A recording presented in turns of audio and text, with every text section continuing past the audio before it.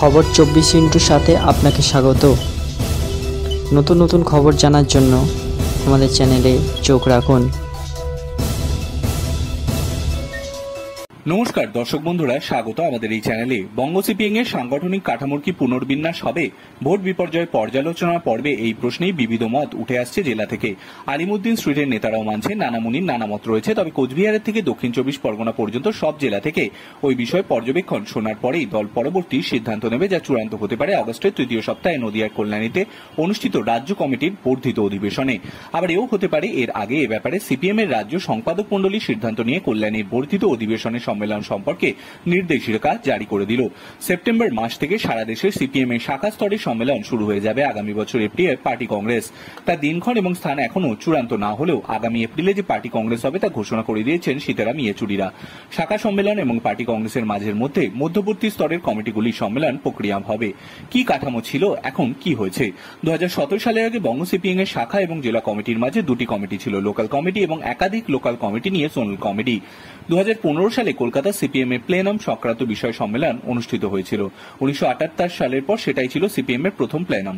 এই প্লেনামের পরই রাজ্যের লোকাল এবং জোনাল কমিটির অবলুপ্তি ঘটায় সিপিএম শাখা এবং জেলা কমিটির মধ্যবর্তী স্তরে একটি কমিটি রাখার সিদ্ধান্ত নিয়েছিলেন সূর্যকান্ত মিশ্ররা। সেই সময় দলের মনোভাব ছিল একাধিক কমিটি থাকায় কাজের কাজ হচ্ছে না, এই দলের মধ্যে আমলাতন্ত্র বাড়ছে।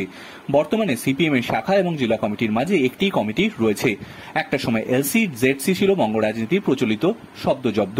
বাম জামানায় এলসি জেডডির বিরুদ্ধে জেলায় জেলায় অভিযোগ ছিল স্থানীয় স্তরে বিভিন্ন বিষয় ছড়ি ঘোরানোর। বিরোধীদের অভিযোগ ছিল সিপিএম এর এই কমিটি নেতা, পুলিশ, উকিল, বিচারকদের ভূমিকায় অবতীর্ণ হতেন। অনেক ক্ষেত্রেই পার্টি অফিসগুলি হয়ে উঠেছিল থানার বিকল্প। তবে কি মত জেলার? উত্তর 24 পরগনায় একাধিক নেতার ঘরোয়া আলোচনায় বলছে তারা লোকাল কমিটি এবং জোনাল কমিটির স্তর ফিরিয়ে আনার পক্ষে। ব্যারাকপুর শিল্পাঞ্চলের এক নেতা তার অনুগামীদের সঙ্গে কোন কোন লোকাল কমিটি ভেঙে গড়ে জোনাল কমিটি গঠন করা হবে সেই বিষয়ে খসড়া প্রস্তুত করা বিষয়ে আলোচনা করেছেন বলে সিপিএম সূত্রে জানা যাচ্ছে।